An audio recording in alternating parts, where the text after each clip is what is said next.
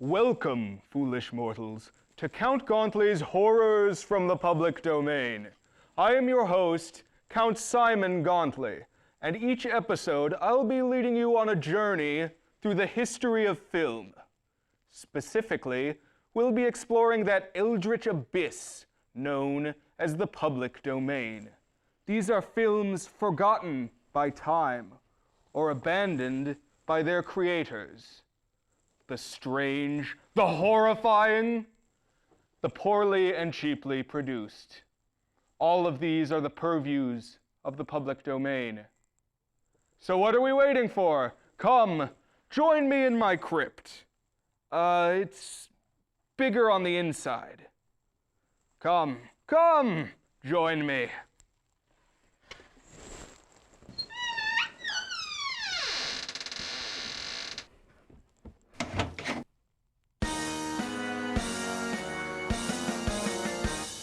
There lived a man so long ago, Count Gauntly was his name. His horror host abilities had brought him wide acclaim.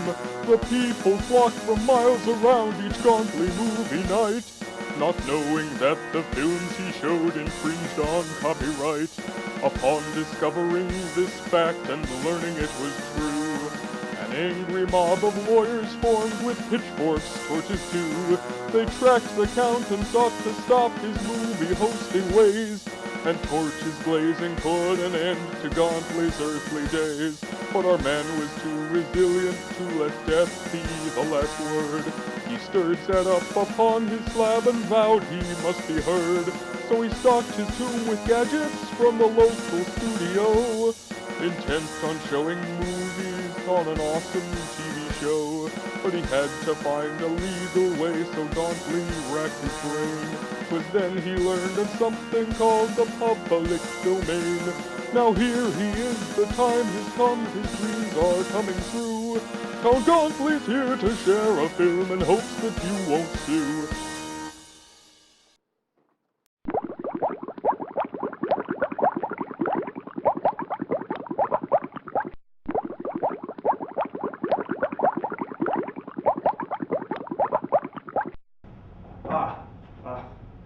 Hello, and welcome to the show. You might notice that we're not in our usual digs at the moment. Well, it's because we just received an urgent phone call from renowned film critic Dan Stalcup. I'll probably turn that down a bit. But yes, we received an urgent phone call, and well, the esteemed film critic kind of invited himself over to the crypt for dinner.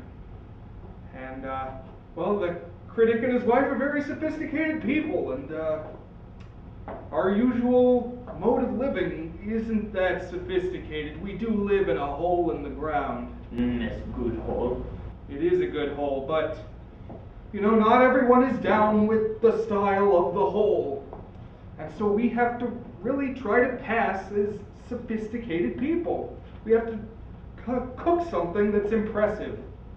And we have to think of something that we can make that would be moderately impressive to sophisticated people. We have to pass ourselves off as mature and balanced. And what to do with that? I just don't know. I got it. We'll go the Wizard of Oz route. You know, what makes a really skilled and balanced and charming person? It takes a keen brain and a strong heart and a lot of courage. You know, real gripping conviction and the ability to stand up in the face of fear and adversity. So I say we cook brains, a heart, and some bull testicles. So to get started, we've already spread out our ingredients to prepare some fried lamb brains. Ogrot here, my favorite butler, my one and only butler here in Subterranea, will be preparing the dish. Ogrot only use freshest ingredient. We have flour, salt, onion, vinegar, parsley, and our brain. It's good brain. It is good brain. Now, to begin with, for these lamb brains, we're going to need a tablespoon of vinegar, 3 cups water, yes, 3 cups of water in a saucepan. Going to need our salt. Specifically, we're going to need a teaspoon of salt. We're going to need some chopped parsley, specifically 2 tablespoons of parsley, which you're going to want to separate because 1 tablespoon of the parsley you're going to use later. Going to use some chopped onions here, and that's a half cup of chopped onions. Then you're going to put in your lamb brains. You're going to want to use 1 lamb brain per person, roughly. They're pretty small.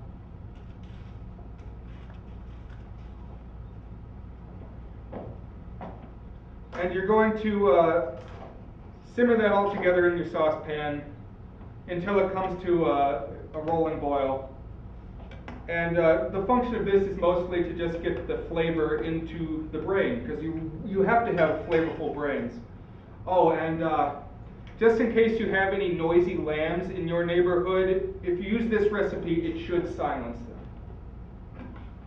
Now, like I said, the point of this step of the procedure is basically just to boil some flavor into the brain. So you're going to just do this long enough to bring it to a rolling boil.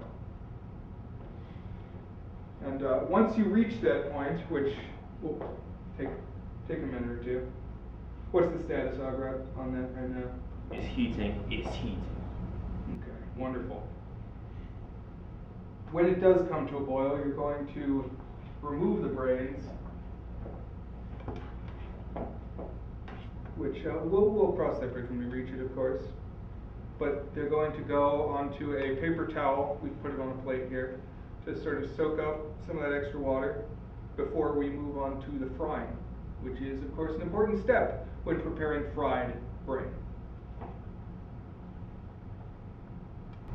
Brain smell good. Brain smell like mother brain.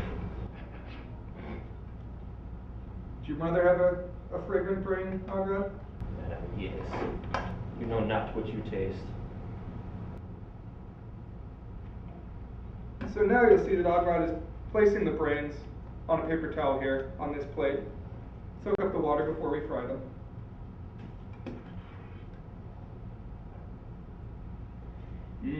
That is some fragrant brain there.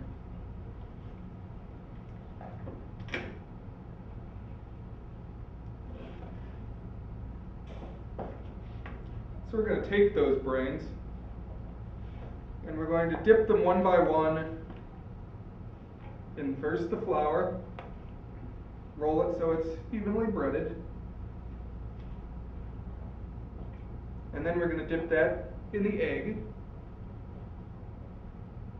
Would you like a bit of oil in this pan here? Lightly covered. Get some oil in your frying pan.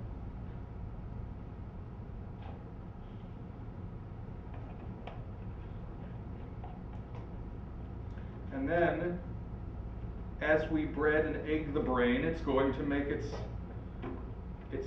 transition into the hot oil here. Out of the egg wash and into the frying pan. There we go.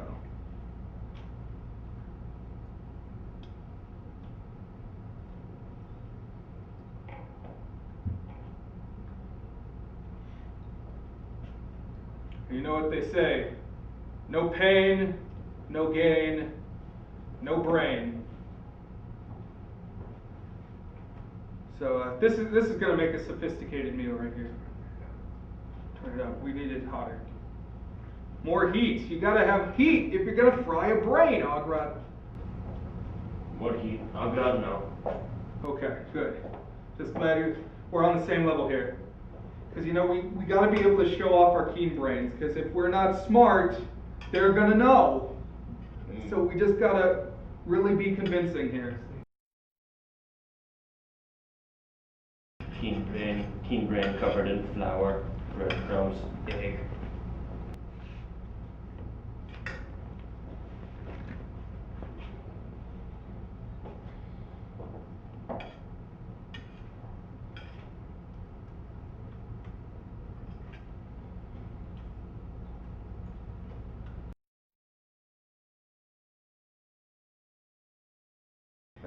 And so while we fry our brain here in the studio, you can be building your own brain at home with the Coronet Instructional film, The Nature of Light.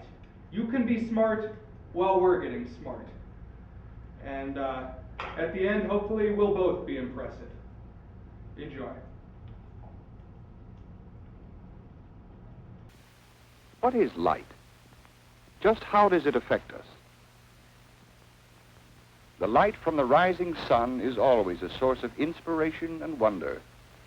Throughout the ages, men have associated light with truth and knowledge, darkness with ignorance and evil. And although even today there are questions about what light is, we do know a great deal about how it behaves. This is the science of optics. We know that light is a form of radiant energy traveling through space at the amazing speed of about 186,000 miles per second and capable of producing the sensation of sight. You are using your sight to see that Sandy has found a good spot to cast. Like those ripples in the water, light radiates from its source in a pattern of expanding waves. Light waves radiate in all directions in straight lines, sometimes called rays. However, it is easier to study light in terms of a single ray. Just as a stone skips off water, light rays bounce. This is called reflection. A smooth surface gives regular reflection, but a rough surface reflects the light in many directions. We call this irregular or diffuse reflection. It is the light reflected diffusely from rocks, trees, and such objects that enables us to see these things.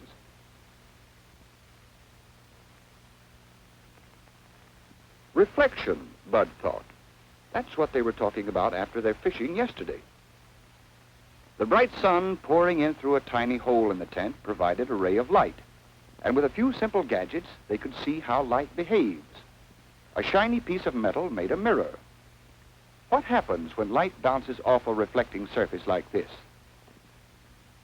They could see the angle of the reflected beam as the mirror was rotated. Sandy showed Bud the relation between the incoming light and the reflected. Regardless of the size of the angle, the law of reflection is the same. The angle of incidence, that is, the angle at which a ray strikes the surface, is equal to the angle of reflection, the angle at which it leaves. This principle is true not only for flat or plane mirrors, but also in a slightly different way with curved mirrors. At different parts of the curve, the rays are reflected at different angles. A concave mirror converges the ray, while a convex mirror spreads or diverges them. Sandy said he could always remember concave by thinking of a sort of a cave, hollow. Convex is the other way. These principles are used in the trick mirrors you often see in amusement parks. Bud makes a more practical use of a curved mirror when following his hobby of photography. The interior surface of this reflector is curved so that the light is directed toward the picture-taking area. So that's what happens when light is reflected from things. Now what happens when light goes through things? Well, it appears to go right through this glass. Actually, however, while light is passing through glass, it slows down to about 2/3 of its normal speed. In the air again, it resumes. When the rays enter the glass at an angle, This slowing down and speeding up causes refraction. Rays that enter first slow down first, causing the beam to bend. They also leave the glass first and speed up first, causing the beam to bend back parallel to its original direction, but offset or shifted.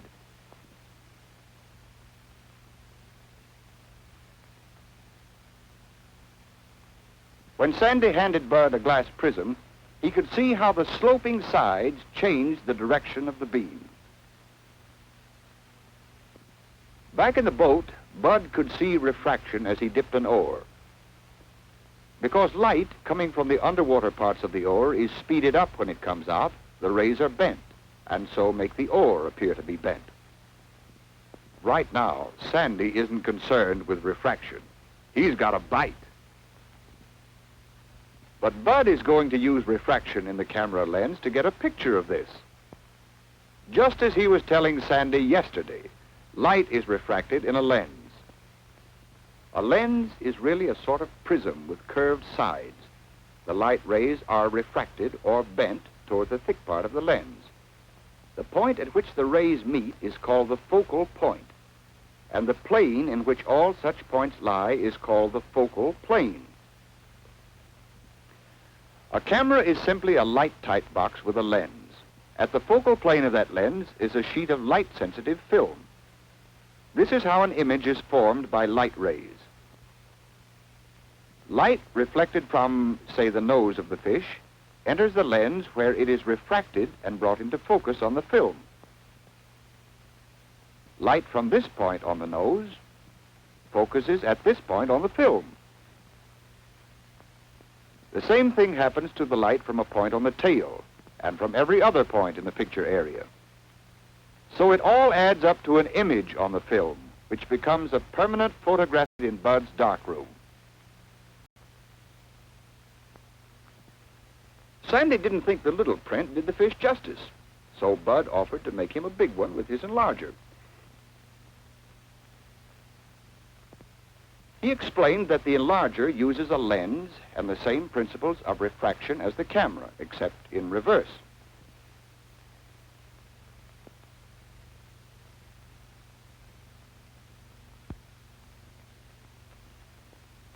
Light is projected through the negative and focuses a larger size image on the easel. But Sandy could not see his picture at all if it were not for another marvelous optical instrument, the human eye. Like a camera, the eye has a lens which focuses light rays on the retina. When a person's eyes are unable to focus clearly, his defect is corrected by eyeglasses, lenses which refract the light so the image is focused sharply. A pair of binoculars can be added to the eye's optical system to enable us to see distant objects clearly. A microscope does the same thing for small objects, while the observatory telescope enables us to look into outer space. Did you ever stop to think about the many uses we make of light? The everyday things around us and the less obvious applications? Motion pictures, television, the electric eye? You can demonstrate for yourself, just as Bud and Sandy did in their own way, many things about reflection from plane and curved mirrors, and about refraction, and what that means to lenses and to the whole science of optics. And there's a great deal more you'll find interesting about the nature of light. For instance, do you know the parts played in this scene by the reflection and refraction of light?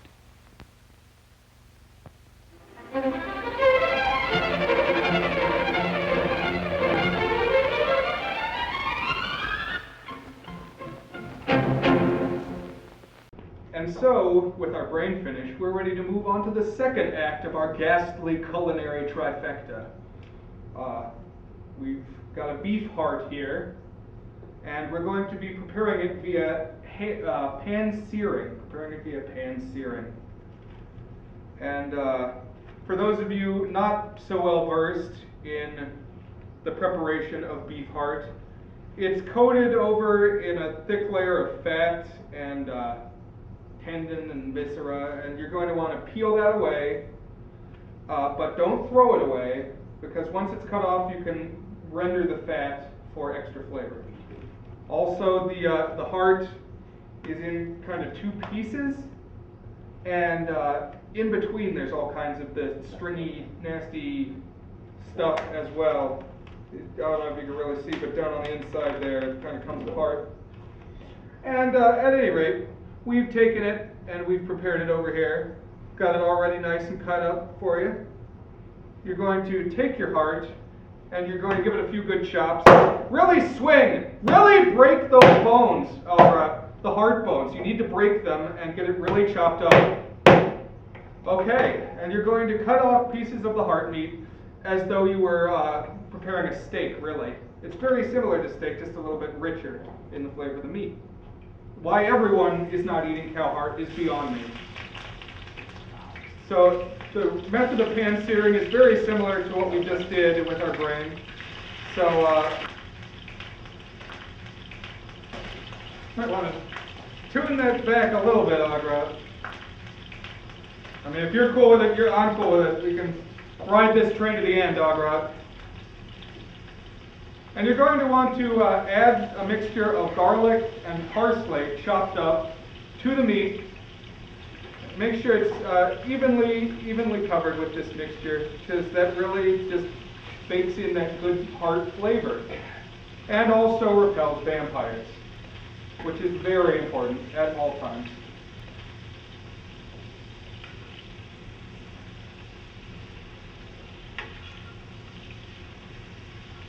So be sure every once in a while to flip the pieces of meat so that each side gets cooked.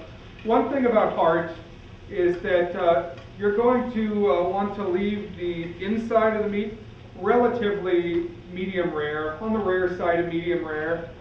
You know, heart pumps blood, so blood just belongs in the heart, a little bit of blood. You want it to be raw and really get in touch with your animal instinct. So you're going to want to kind of quickly char the outside of the meat and really lock in the freshness and redness of the meat.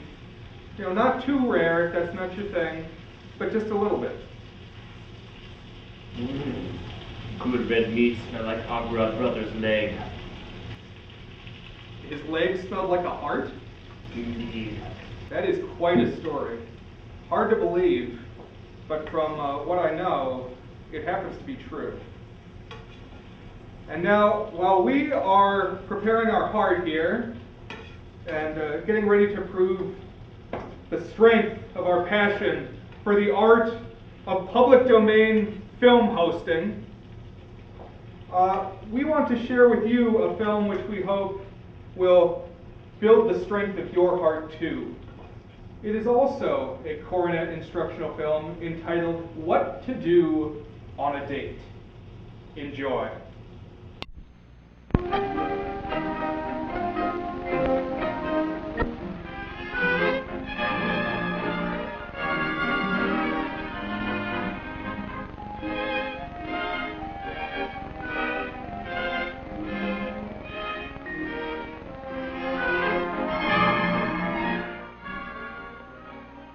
This is a story about what to do on a date. It begins one early summer afternoon. It begins with Jeff and Kay and Nick.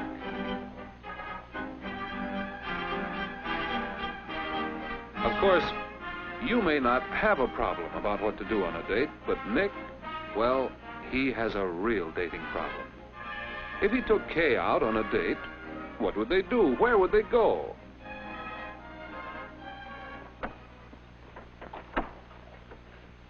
Just a minute, Jeff. I'll get my tennis racket. Okay, Nick, but hurry.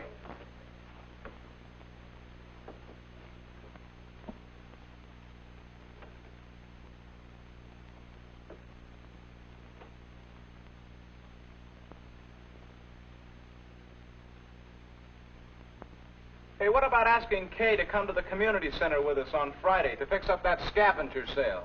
We could make it a double date. What? You heard what I said. That's no place to take a girl on a date. helping to fix up the scavenger sale. Is it? Why not? On a first date? First date? Yeah. Well, Kay's a swell girl. I was thinking of calling her. Maybe ask her to the show Friday. Good picture, wagon train. Well, hurry up and call her and let's get going. I still have to get my things yet. Call her now? Sure. You know the number, don't you? Okay.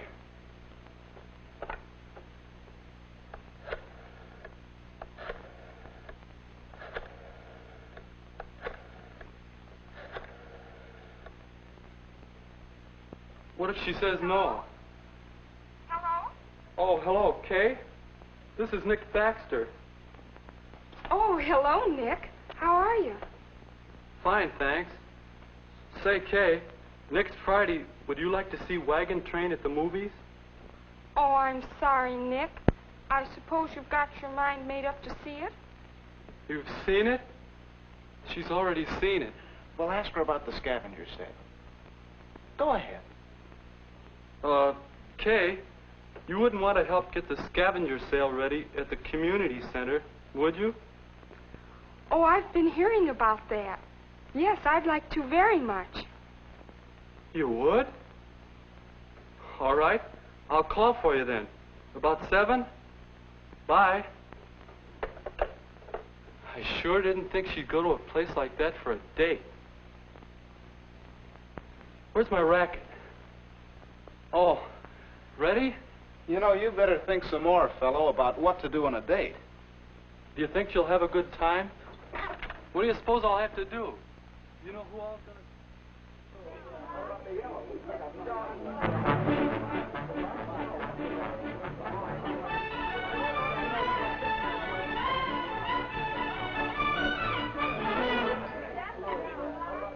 Now, you may not have thought of this sort of thing as a place to take a date, but it looks like it could be fun.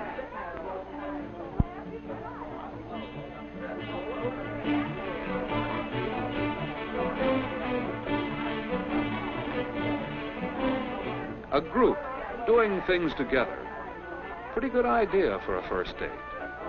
Plenty to do, plenty of people to talk to. But let's see if Nick and Kay are enjoying it. No amount of stuff can make this thing look any older. Boy, that is an old-timer.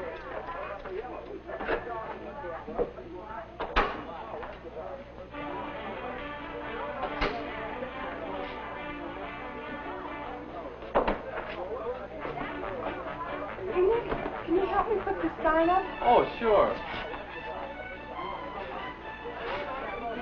I can't quite reach that far. How's this? That's about right. Thanks.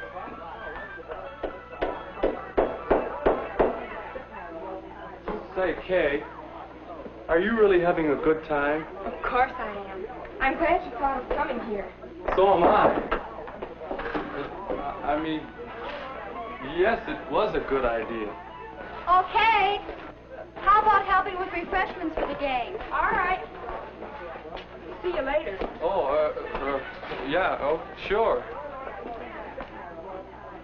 Got any more tacks? I think they're over there by the door.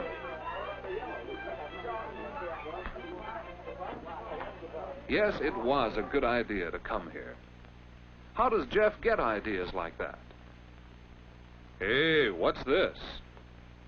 Maybe this is where Jeff gets ideas. A list of coming activities. A bike trip. That could be a lot of fun. A chance to do things with a group, to get acquainted. It does look like a good time, if your partner likes it. Would Kay enjoy a bike trip? Or a weenie roast? Another group date. A chance to learn the give and take of working and playing together. Not much arranging needed, not much expense, and that can be important. Could be a fine date, if Kay would like it. Wonder if she'd like to go to a baseball game. A date that's not too involved, one you can carry through comfortably. And there are all sorts of other sports events. Inexpensive dates, most of them. Swimming meets, for example. You can find many good ideas for dates. Dates that give you a good chance to get acquainted. And dates that you don't have to worry too much about in advance. It was a good deal coming here tonight, double dating with Jeff and Phyllis. When all four are good friends and enjoy the same things, double dates can be lots of fun. Or you can ask Kay to go on dates with you alone, if you plan for what she enjoys. Hey, you loafer. What are you doing over there? You're right there. Fine thing.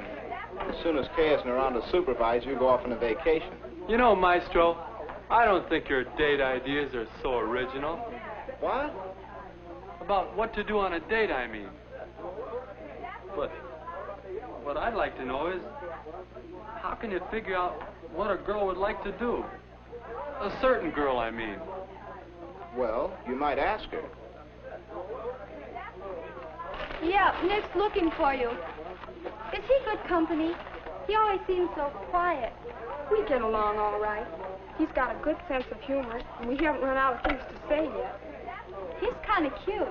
You gonna date him again? I don't know. Besides, he hasn't asked me. George, get out of there. I'm hungry. If you want to do something, take the Cokes out there. Okay, come on, hurry up. All set? I think so. Come and get it, everybody. Come on, we eat. Let's go. Eat at your own rib. Hi, stranger. I decided to come out of hiding. Say, this looks good. You make the sandwiches? Flattery will get you no place. Boy, this one's for lunch. Where shall we go? Right. How about over here? Oh, fine.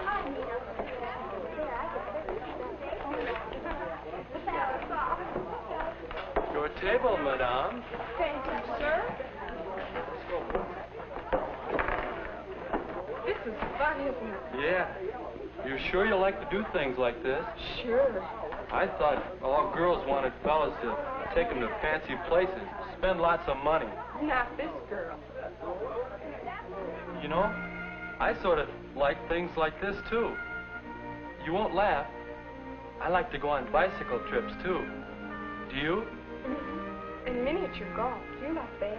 Yeah, and weenie roasts and square dances. And baseball games and taffy pull. I think they're swell.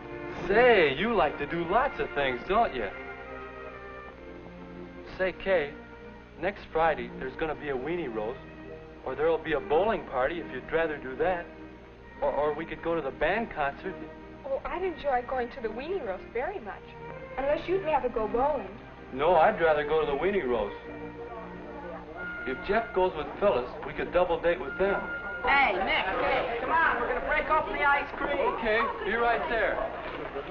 Is it all right then, about Friday? Yes, Nick. It's a date. Yes, there are lots of things to do on dates. If you know how to look for them, if you plan them with the other person in mind, and if you really try to make sure each date's a good time. If you do these things, you'll know what to do on your date.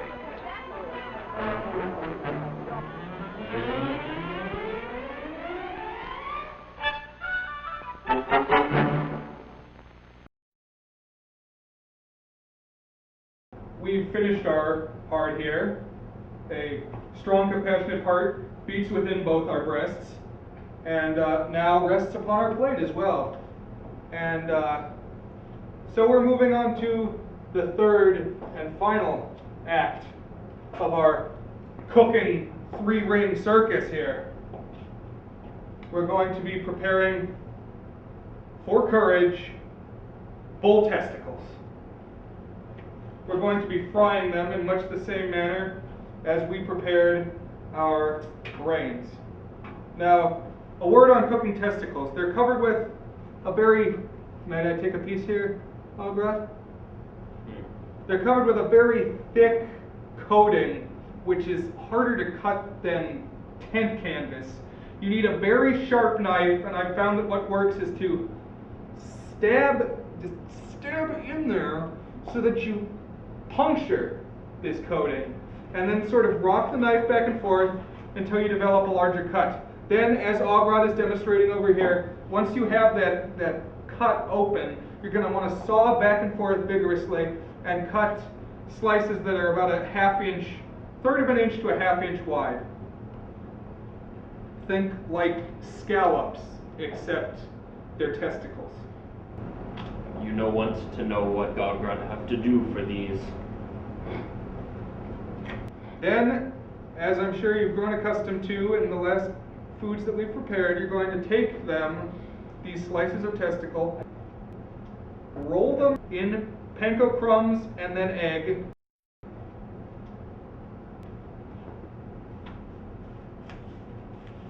Make sure they're quite well breaded. I'm sure you're an old hand, experienced fry cook at this point. And then, as with both dishes previously, you're going to add them to the oil. I see you've learned some carefulness there, Ogrot. Ogrot no careful. Ogrot's smart. Very well. I see that brain training has helped us both. Any secrets you'd like to add about preparing testicles? You bread testicle like nice sandwich. You put nice testicle sandwich back in pan. You let sizzle like sun. The sun in the sky? The sun and the moon. Very well. Similar to crab cake, but much, much tastier. Yeah, we go the extra mile for you folks at home and for our fans. We want to impress this critic. We want to show that we're brave and not afraid to go where few cooks dare go. And so, you know, we have some balls, and we're going to prove it. And so that you can build courage at home, we have a third and final Coronet instruction film entitled, very aptly, Overcoming Fear. I hope you enjoy it while our testicles sizzle in the pan.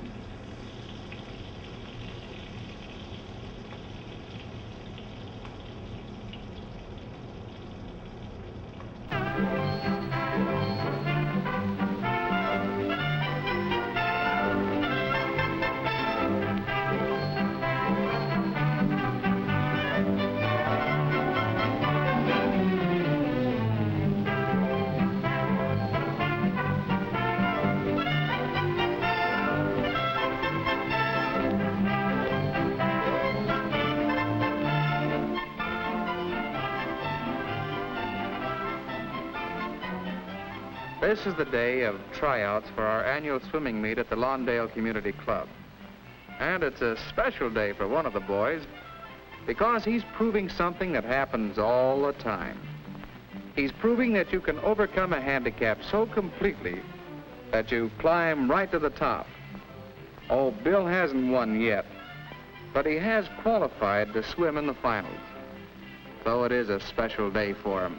It's rather a special day for me, too. You see, I've been coaching Bill, and I feel I had a part in making him one of our best swimmers. But I said something about a handicap, didn't I? Well, there was a time when Bill was severely handicapped as far as swimming goes.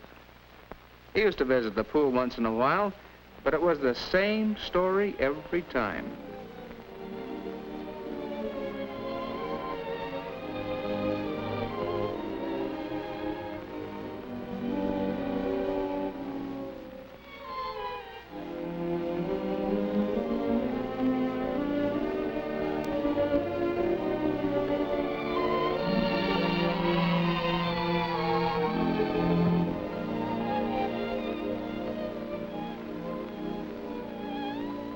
He really wanted to learn to swim. But one thing was certain. He'd never learn that way. Yes, Bill had a handicap. That handicap was fear.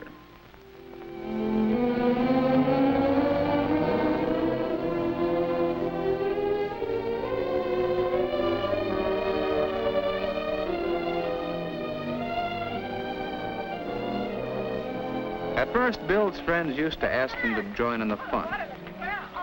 Hey, Bill, come on in. But no, it was no use. They forgot Bill was there. But Bill couldn't forget himself. He kept thinking and worrying. Think I'm a coward, do they? Well, maybe I am. If only I weren't so afraid, I could learn to swim. I could have fun like that.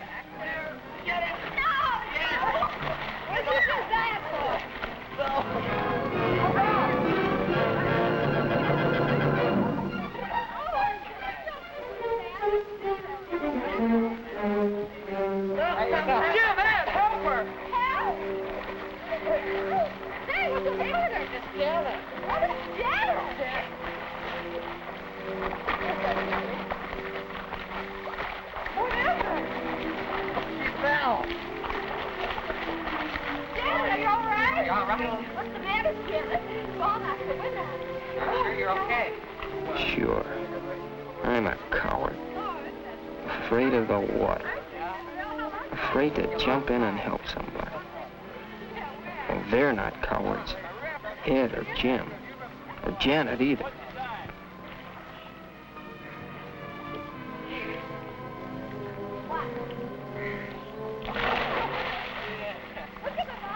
They say if you fall off a horse, you should get right back on as soon as you can, so you won't be afraid of horses.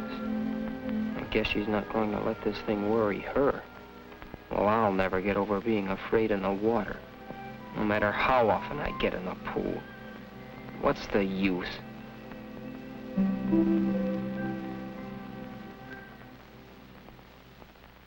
Just wasting my time trying to swim. I'll never learn. I'll never get over being afraid. Huh.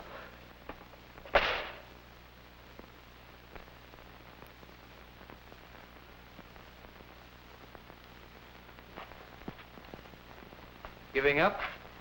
Yeah, giving up, that's right. You're Bill Brent, aren't you? My name's Barker. I'm the swimming instructor around here.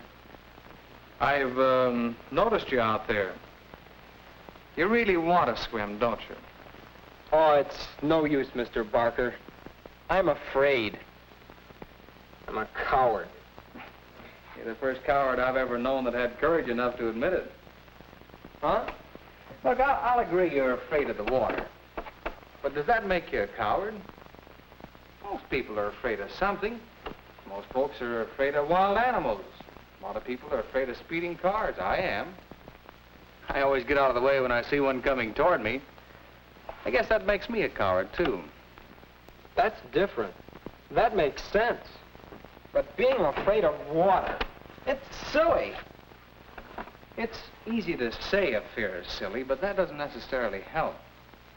You know, you're letting yourself get in the habit of being afraid. In the habit? Yes. Hey, maybe you know my kid sister. She used to be afraid of dogs. She's getting over it now, but once it was quite serious. We don't really know how that fear started, but it might well have happened this way. When my sister was very small, the people next door had a large dog. He was a rough, noisy dog, too. Kept fenced in the yard all the time. Perhaps sometime in her play, Sis came up quite close to the fence.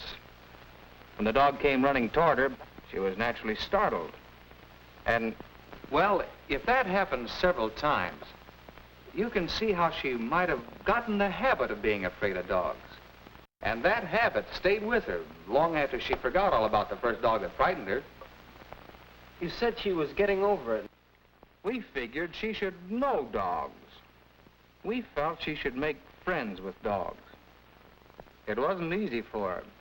We took it very slow. My knowing that a dog wouldn't hurt her wasn't enough. She had to know. She had to have experience in handling dogs, caring for them. There was a cute little puppy. How could she be afraid of him? How could she help loving the little fella? Who wouldn't come closer to a big dog for a chance to play with a puppy a little longer? Who could remain afraid of the pup's mother very long? Certainly not my sister. It takes experience, knowledge, determination, and insight to overcome fears that are not rational. But it can be done. Maybe some people can do it, but I'm too much of a coward. If you keep calling yourself a coward, you're apt to start acting like one. Say, didn't I see your picture in the paper the other day? Something about a bicycle ordinance, wasn't it? Yes, I just happen to have a copy right here. One copy. Oh, yes, here we are.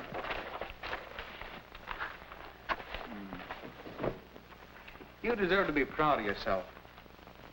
Student defends bicycle ordinance.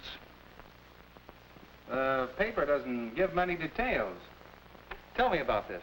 Well, you know about the new ordinance to keep bicycles off the sidewalks. Mm-hmm.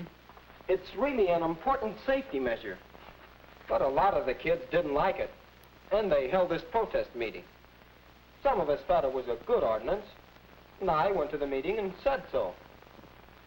It seems to me, in the interest of safety, we ought to accept this rule. The least we can do is give it a fair trial. Ah, pipe down. Do you have a bicycle? Yes, I have a bike. But when I'm walking on a sidewalk, I like to feel safe. So I'm willing to ride my bike in the street. Good going, Bill. You told him. Do you agree with me? Sure. Oh, get up and say so. No. Go ahead. No. Come on.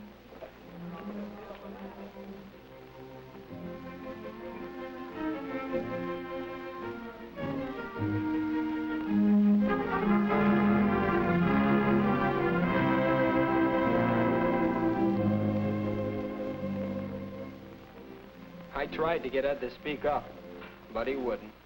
And the kids are still all steamed up. I don't know. The courage of your convictions. Huh? About Ed. You said he wouldn't speak up even though he agreed with you. Would you say he was afraid? Afraid? Well, I guess. But that can't be. Ed helped Janet today when she stumbled into the water. He's no coward. The other day you stood up for what you thought right against opposition, so you're no coward. You showed what we call moral courage. Well, maybe. Maybe I'm just a part-time coward in the water. That's where I'd like to help. You want to learn how to swim? Well, Come on, then. Let's get started. That day, Bill started overcoming his fear. He was in the habit of being afraid. So the important thing was to get him in the habit of not being afraid.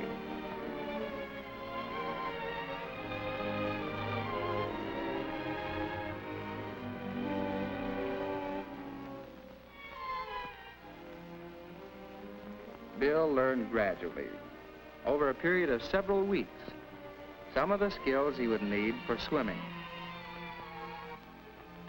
As he became more skillful in the water, he also became more confident. He was ready to try actions that would have frightened him before, because now he knew he could always right himself in the water, and so needn't fear drowning.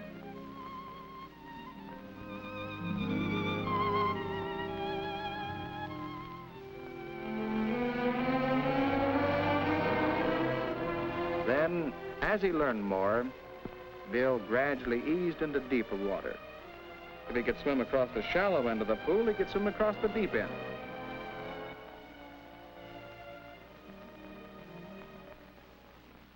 And, of course, the better he could swim, the less Bill feared the water.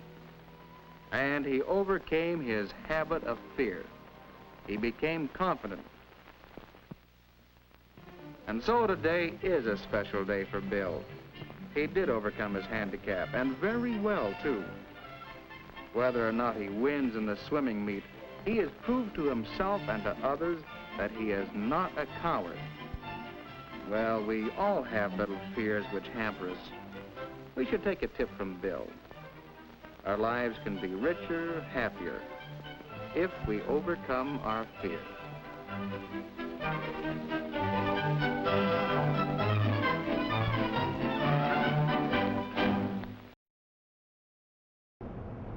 Now, as you can see, we've completed our third course, the Rocky Mountain oysters, if you will, the bull testicles.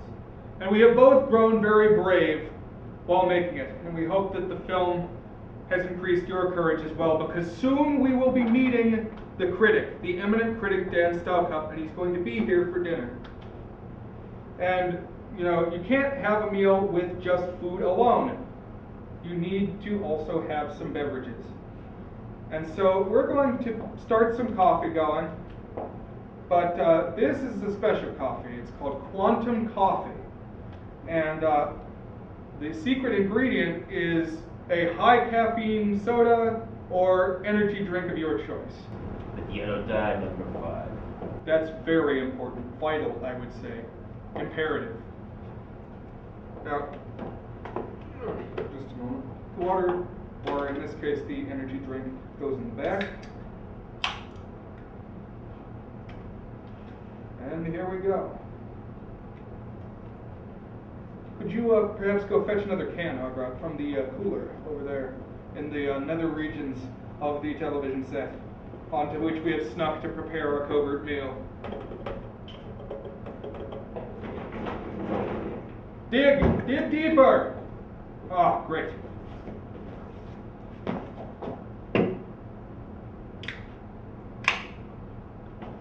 Pour it on in there. Oh, wonderful! This will be the best high-energy quantum coffee we've ever seen. We'll be brimming with vim and vigor when we meet the critic.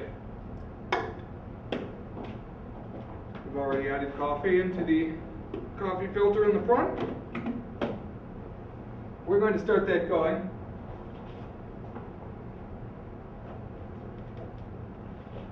And we're going to move on to our second beverage. Now this is a house specialty. It's called soup beer.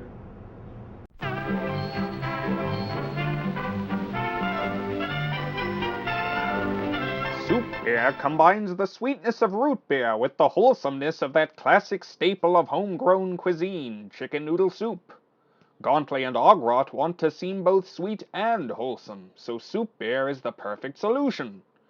To make soup beer at home, simply mix equal parts soup and root beer in a large vessel.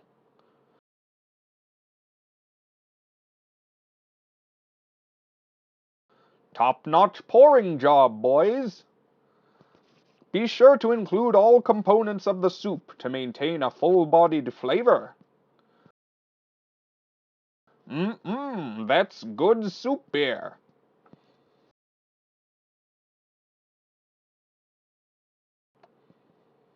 But Gauntly and Ogrot must make haste, for the critic's arrival draws near. As they set the table, however, they reflect upon the lessons of the day. They fried lamb brains while Sandy and Bud taught us about the nature of light, and we all grew a little bit wiser. Then they pan-seared a cow's heart, while Nick learned the ins and outs of planning a successful date, and we all learned something about embracing and expressing our passions. Finally, our intrepid hosts prepared fried bull testicles, while Bill learned to overcome his fear of the water, and we all felt a swell of courage in our, oysters. Now grown wise and passionate and brave, Gauntly and Ogrot are ready to welcome the critic. But it turns out they needn't have worried. The critic comes bearing a gift, a bottle of the finest spiced blood.